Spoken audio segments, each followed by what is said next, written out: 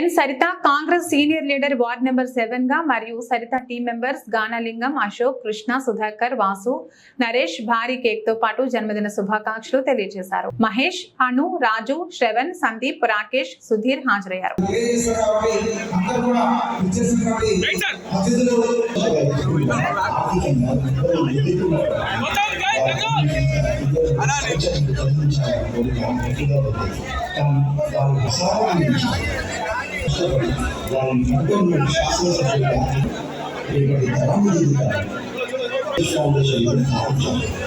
Foundation ఆధ్వర్యంలో ఎన్నో నిర్మించిన మన ఆడవాళ్ళకు వారి పార్టీలో చేయాలి.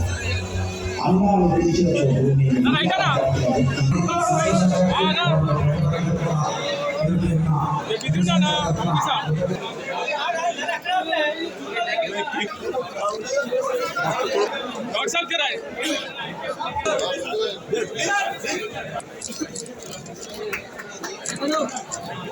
आपका मोबाइल थोड़ा आगे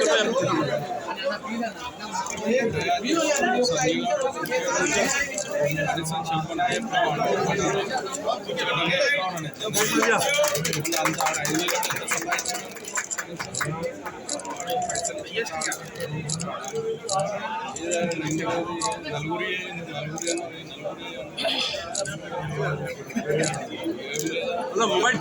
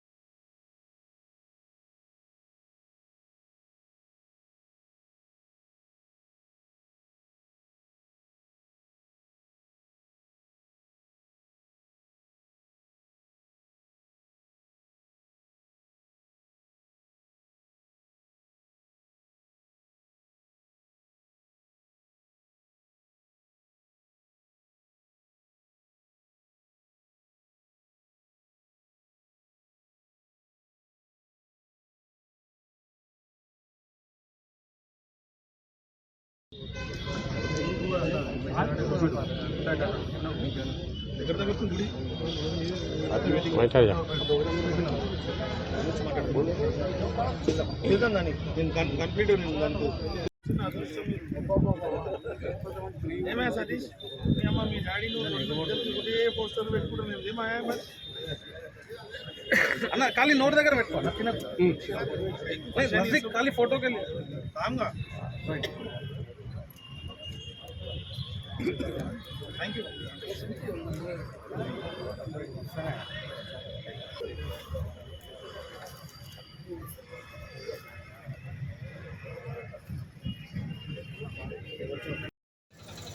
మాకు మాటలు నేర్పి, మాకు క్రమశిక్షణ నేర్పి, తల్లిదండ్రుల తరువాత మాకు మొదటి గురువు, ఆది గురువు అయినటువంటి ప్రపంచం మొత్తం తనను చూడాలని ఎదురు చూస్తున్న టైంలో మమ్మల్ని చూడడానికి మా గూడానికి వచ్చిన మా గద్దరన్న ప్రథమ వర్ధంతి జరుపుతున్న ఈ రోజుకు ప్రత్యేకత కాదు, ఇప్పుడు అప్పుడు ఎప్పటికైనా మాకు ప్రత్యేకతనే.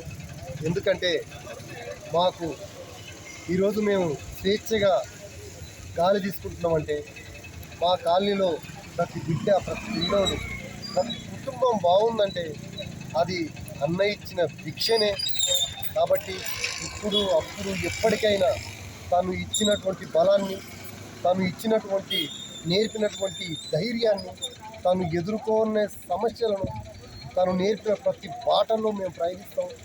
ఆ బోధి వృక్షం కింద ఇక్కడ ఉన్న ప్రతి ఒక్కరు కూడా తప్పనిసరిగా ఆయన అడుగుజాడల్లో నడుస్తామని, ఆయన చూపిన బాటల్లో ఆయన ఆశయాలను, పిల్లలు బాగా చదువుకోవాలి, క్రమశిక్షణ ఉండాలి, అందరూ శుభ్రంగా ఉంచండి అని ఏవైతే మాకు విన్నవించి మాకు నేర్పించి వెళ్ళిపోయాడో ఆయనకు కాలనీ తరపున, అల్వాల్ మండల్ తరపున, పాలమూరు ప్రజల సంక్షేమం తరపున డాక్టర్ జీవి చంద్రకిరణ్ అసోసియేషన్ ఆధ్వర్యంలో జరుగుతున్నటువంటి ఈ కార్యక్రమానికి వచ్చిన ప్రతి ఒక్కరికి అన్నగారికి జోహార్లు తెలియజేస్తూ ప్రతి సంవత్సరం మా ఆధ్వర్యంలో, మా పిల్లల ఆధ్వర్యంలో ఈ కార్యక్రమాన్ని మేము బ్రతికున్నంత వరకు జరుపుతామని తెలియజేస్తూ జోహార్ ఖద్దరన్న, జోహార్ ఖద్దరన్న.